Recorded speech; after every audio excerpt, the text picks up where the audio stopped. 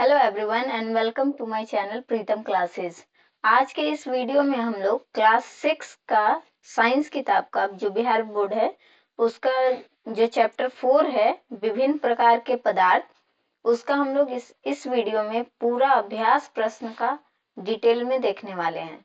चलिए तो स्टार्ट कर लेते हैं। टोटल 9 क्वेश्चंस हैं आपके अभ्यास में, जिसमें पहला जो क्वेश्चन है आपके सामने है, ये रिक्त स्थान की पूर्ति कीजिए। तो पहला क्वेश्चन जो इसमें पूछ रहा है आपसे, जल में चीनी डैश है। तो क्या है? जल जो है ना, जल में चीनी जो है घुल जाता है। जो भी चीज घुल जाए उसको हम लोग विलेय बोलते हैं। ठीक, तो यहाँ पर क्या हो जाएगा? फर्स्ट में विलेय। दूसरा देख लीजिए, डैश पदार्थ से होकर प्रकाश अंशतः पार करता है। तो पारभासी पदार्थ से होकर जो है ना प्रकाश अंशतः पार करता है। आपको पता है कि पदार्थ जो पदार्थ हैं वो तीन प्रकार के होते हैं बेसिकली, पारदर्शी, अपारदर्शी और एक होता है पारभासी। पारदर्शी में चीजें तो आसानी से आर पार दिखती हैं, और अपारदर्शी में जो है ना प्रकाश एक तरफ से दूसरे तरफ नहीं जा पाता। और पारभासी जो है उसमें जो प्रकाश है ना थोड़ा बहुत जो है पार जाता है, जिसको बोला गया है कि अंशतः पार करता है। तो किसमें? तो पारभासी में।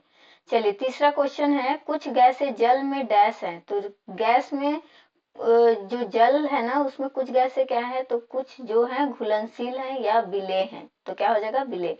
चौथा नंबर देख लीजिए, कुछ पदार्थ ठंडे पानी में देर से और गर्म पानी में जो है ना जल्दी घुलते हैं। आप देखेंगे कि गर्म पानी अगर करेंगे ना तो वो जो है जल्दी घुल जाते हैं। जैसे चीनी को ही घुलना है, अगर पानी गर्म पानी में डालिएगा ना तो जल्दी घुल जाएगा, लेकिन ठंडा पानी में किससे? तो देर से। चलिए, तो ये तीसरा क्वेश्चन, जो दूसरा क्वेश्चन है वो है मिलान करने वाला। आपके सामने पूछा गया है, एक तरफ स्तंभ अ में कुछ दिए हुए हैं जैसे विलेय, अविलेय, घोलक और चमकाने वाले पदार्थ, और है जल में विलीन गैस। इसके सामने आपको कुछ ऑप्शन दिए गए हैं, तो यहाँ मैंने मैच किया हुआ है। विलेय में, विलेय जो पदार्थ है ना वो हो जाएगा नमक और चीनी। ठीक है। अविलेय यानी जो ना घुले, लोहा और रेत आपको पता है कि पानी में जो है ना ये घुल नहीं पाता, तो ये कैसा हो जाएगा? अविलेय पदार्थ। ठीक है।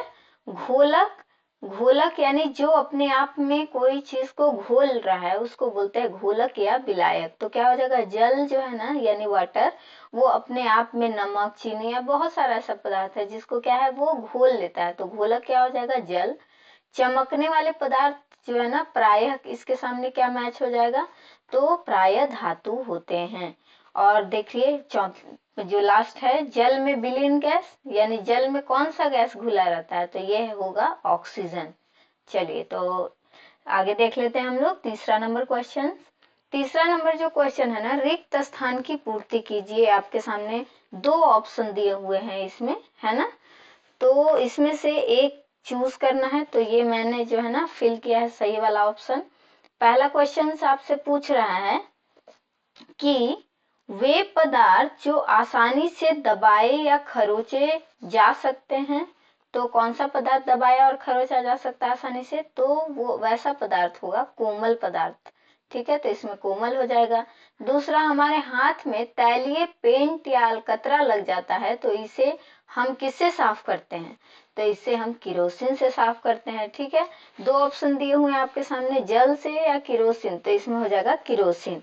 तीसरा देख लीजिए, वे पदार्थ जिनसे होकर वस्तुओं को देखा जा सकता है। तो देखा जिससे आसानी से जा सकता है, आपके बुक में ऑप्शन दिया हुआ दो, एक पारदर्शी और एक अपारदर्शी। तो पारदर्शी होगा इसमें, जिससे वस्तुओं को आसानी से देखा जा सकता है, और जिससे नहीं देखा जा सकता वो वस्तु कहलाता है अपारदर्शी। और इसके अलावा एक तीसरा होता है पारभासी यानी ट्रांसलूसेंट, जिससे वस्तुओं को जो है ना अंशतः कुछ कुछ देखा जा सकता है। जैसे मान लीजिए पेपर में तेल लगा हुआ पेपर है, तो वो हो जाएगा ट्रांसलूसेंट यानी पारभासी।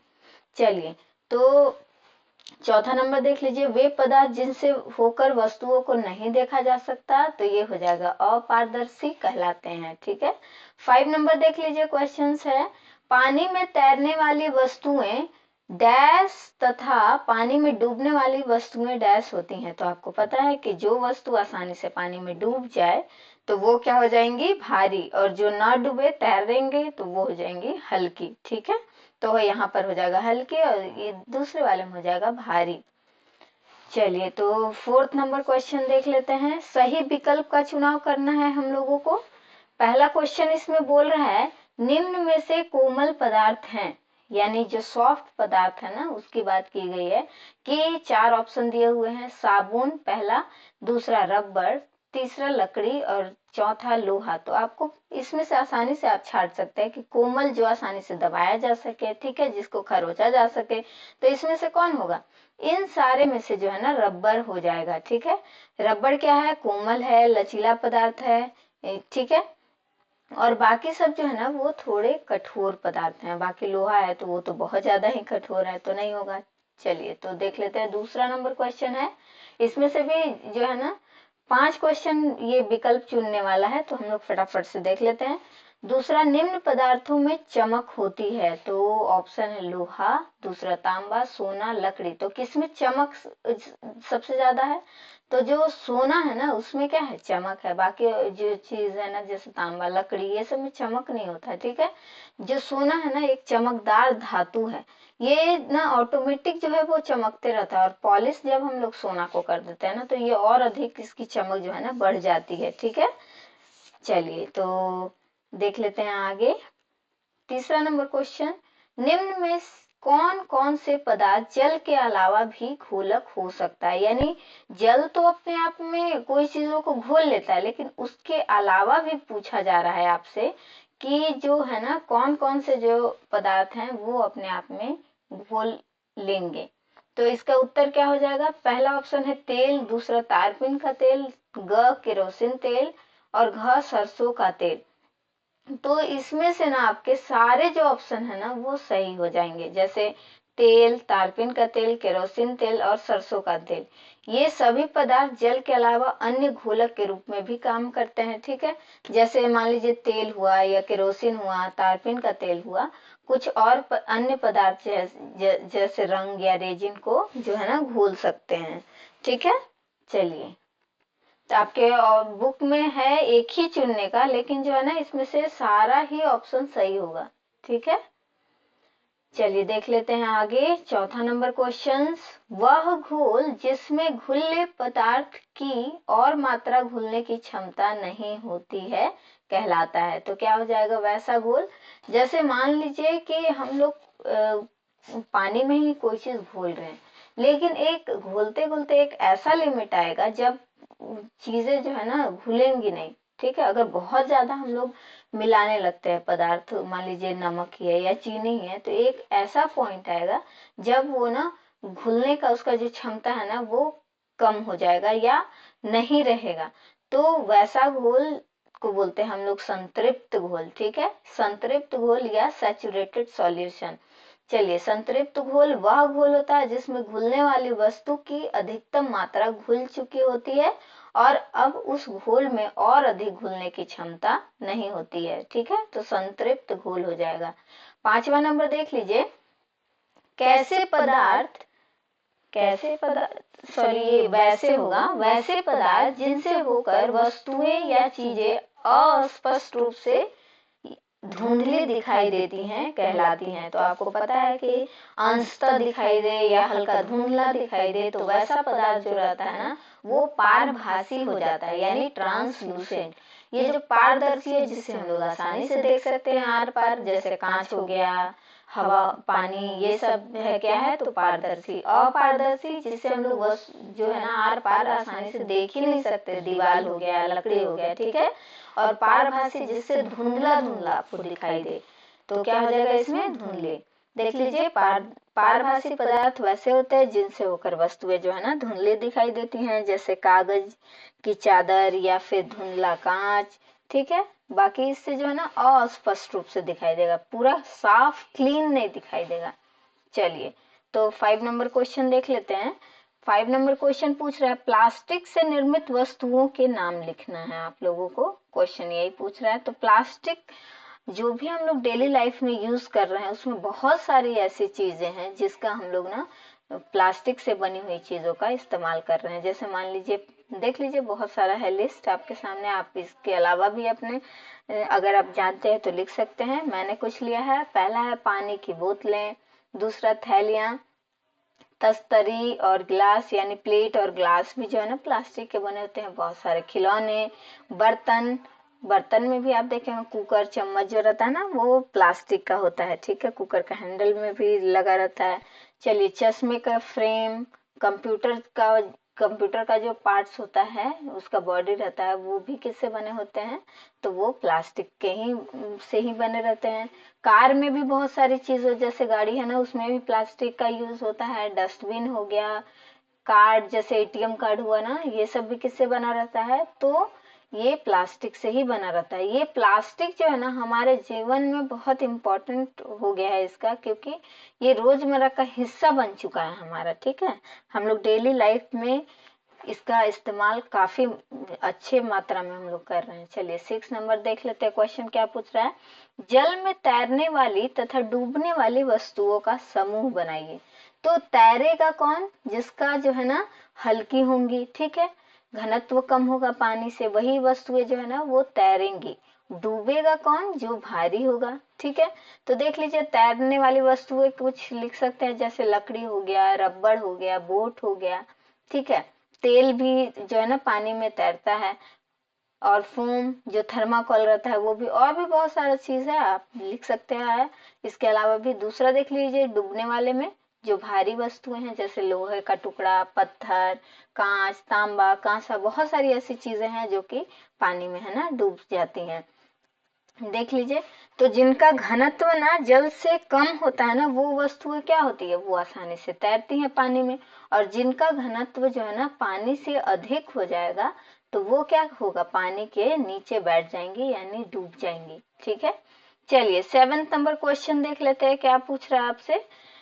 पारभासी, पारदर्शी और अपारदर्शी वस्तु में अंतर बताएं। तो देख लेते हैं हम लोग पारदर्शी, पहले हम लोग देख लेते हैं। पारदर्शी यानी ट्रांसपेरेंट कोई चीज, ठीक है। तो ये होता क्या है, जिससे वस्तुओं को हम लोग, इसका परिभाषा ऐसे आप लिख सकते हैं, वे पदार्थ जिनसे होकर हम वस्तुओं को स्पष्ट रूप से देख सकते हैं, ठीक है। उन्हें, उन वस्तुओं को क्या बोलते हैं, उन्हें पारदर्शी कहते हैं।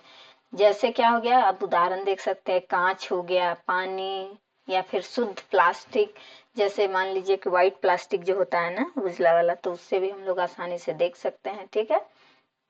इसकी विशेषता क्या है कि ये पदार्थ पूरी तरह से प्रकाश को पास होने देता है और वस्तुएं स्पष्ट रूप से दिखती हैं। तो पारदर्शी मतलब हम लोग समझ गए, जिससे वस्तु को स्पष्ट रूप से देखा जा सके, पूरा क्लीन दिखता है। तो क्या क्या एग्जाम्पल से भी हम लोग समझ लिए। अब देख लीजिए दूसरा, पारभासी यानी जो है ना कोई चीज अंशतः यानी धुंधला दिखाई दे, ठीक है। तो इसका परिभाषा आप कैसे लिख सकते हैं, वे पदार्थ जिनसे होकर हम वस्तुओं को अस्पष्ट रूप से या धुंधला देख सकते हैं उन्हें पारभासी कहते हैं। इसका उदाहरण क्या दे सकते हैं हम लोग, तो उदाहरण में दे सकते हैं जैसे दूध, मोती का कांच, मोमबत्ती का रंगीन कांच, या फिर जैसे मान लीजिए कोई पेपर है तो उसमें तेल लग गया है तो वो भी हो जाएगा, ठीक है। और इसकी विशेषता यही हो जाएगी कि ये जो है ना प्रकाश को, लाइट को जो है ना थोड़ा अंशतः पास होने देता है, पूरी तरीके से पास नहीं होने देता, अंशतः पास होता है। इसलिए हम लोगों को चीजें जो है ना वो अंशतः यानी कुछ कुछ दिखाई देती हैं, तो वैसा पदार्थ हो जाएगा पारभासी। अब देख लीजिए अपारदर्शी क्या हो जाएगा, तो अपारदर्शी जो है, इसमें अपारदर्शी भी पूछा गया ना, तो अपारदर्शी वैसी वस्तुएं हो जाएंगी जिनसे जो है ना हम अस्पष्ट रूप से, यानी हम लोग जो है ना आर पार वस्तुओं को हम देख ही नहीं पाए, ठीक है, जिससे हम लोगों को दिख नहीं पाए। जैसे इसका उदाहरण हो जाएगा आपका लकड़ी हो गया, दीवाल हो गया, ठीक है। इन सारी चीजों से आपको ना आप आर पार नहीं दिखेगा। तो इसकी विशेषता यही हो जाएगी कि इससे जो है ना स्पष्ट रूप से देख ही नहीं सकते हैं हम लोग, क्योंकि इससे प्रकाश पास ही नहीं होता, ठीक है। तो इतना आप लिख सकते हैं। 8 नंबर क्वेश्चन देख लेते हैं, क्या पूछ रहा है, विलेय और अविलेय से आप क्या समझते हैं। तो पहले विलेय देख लेते हैं। विलेय किसको बोलते हैं? विलेय मतलब होता है सॉल्युबल। विलेय वह पदार्थ होते हैं जो किसी घोलक जैसे पानी में पूरी तरह से घुलकर मिश्रण बनाते हैं। तो विलेय मान लीजिए यहाँ पर एक एग्जाम्पल से हम लोग समझ लेते हैं, चीनी और नमक लेते हैं, ठीक है। तो ये चीनी और नमक जो हो जाएगा ना, वो हो जाएगा विलेय। मतलब कोई चीज पानी में जो है ना घुल जाए, तो जो पदार्थ घुलेगा, तो क्या क्या यहाँ घुल रहा है, हम लोग एग्जाम्पल लिए चीनी और नमक, मान लीजिए घुल रहा है, तो यही चीनी और नमक क्या हो जाएगा, ये हो जाएगा विलेय, ठीक है।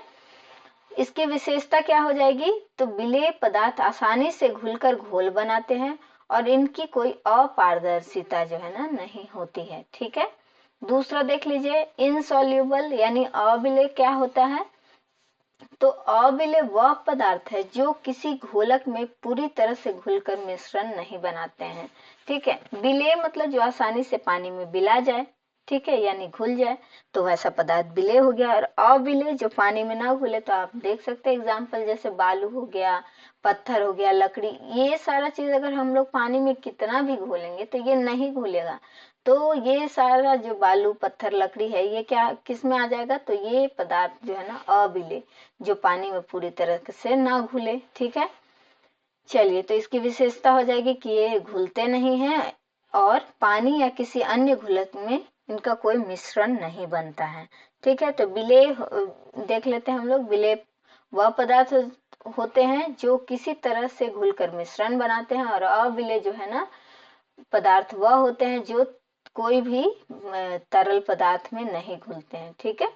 चलिए, लास्ट ये क्वेश्चंस है इस चैप्टर का, संतृप्त घोल किसे कहते हैं, और इसके उदाहरण भी पूछा गया है। तो मैंने अभी बताया कि संतृप्त घोल यानी सैचुरेटेड सॉल्यूशन इसको इंग्लिश में बोलते हैं। तो कैसा घोल होता है, तो वह घोल होता है जिसमें घुलनशील पदार्थ जो है, जैसे नमक, चीनी की अधिकतम मात्रा किसी निश्चित तापमान पर घुल चुकी होती है।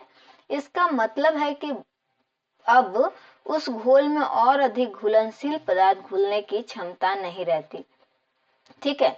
मतलब ऐसा घोल जिसमें ना एक बिंदु के बाद ना कोई चीज उसमें घुल नहीं पाता, ठीक है। जैसे मान लीजिए पानी में ही अगर हम लोग चीनी घोल रहे हैं, बहुत सारा चीनी ले लिए, तो एक ऐसा बिंदु आएगा तो उसके बाद जो है ना चीनी घुलना बंद हो जाएगा। तो वही जो बिंदु रहता है, वो जो घोल प्राप्त होता है वो संतृप्त घोल रहता है, ठीक है। जब किसी घोल में पदार्थ की मात्रा इतनी अधिक हो जाए कि वह पदार्थ घोलक में और नहीं घुल सकता, तो यह घोल संतृप्त घोल कहलाता है, ठीक है। तो यानी जिसको हम लोगों को घोलना है ना, उसको बहुत ज्यादा मात्रा डाल देते हैं पानी से भी, तो वो क्या है, नहीं घुल पाएगा। जैसे कुछ उदाहरण भी दिए हैं, आप चाहे तो लिख सकते हैं। जैसे पहला नमक का पानी, यदि देख लीजिए, यदि हम निश्चित मात्रा में पानी में नमक घोलते हैं तो एक बिंदु पर पानी में और नमक घुलने की क्षमता समाप्त हो जाती है, ठीक है। मान लीजिए कि हम बहुत पानी लिए और उसमें नमक डाले जा रहे हैं, तो कुछ देर तो घुलेगा, और बहुत ज्यादा अगर नमक का मात्रा हो जाएगा तो वो नहीं घुलेगा। सेम इस तरह के से चीनी में भी हो जाएगा, ठीक है। घोलते रहेंगे, लेकिन बहुत ज्यादा अगर हम लोग चीनी डाल देते हैं तो क्या होगा, नीचे फिर धीरे धीरे है ना बैठना शुरू हो जाएगा चीनी, ठीक है, घुल नहीं पाएगा। तो क्या हो जाएगा, संतृप्त घोल, जिसमें घुलने वाला घोलक में अधिकतम जो है ना पदार्थ घुल चुका होता है और अधिक नहीं घुल पाता, ठीक है। चलिए, तो इतने हम लोग कम समय में ना पूरा जो 9 क्वेश्चन था उसका डिस्कशन के साथ हम लोग देख लिए। आप चाहें, अगर हमारा कंटेंट आपको अच्छा लगता है तो आप हमारे चैनल को सब्सक्राइब करना ना भूलें और दोस्तों के साथ जरूर शेयर करें, ताकि आने वाले वीडियो का जो है ना नोटिफिकेशन आप तक पहुंच जाए, और बेल आइकन जरूर दबाएं। Thanks for watching, bye bye.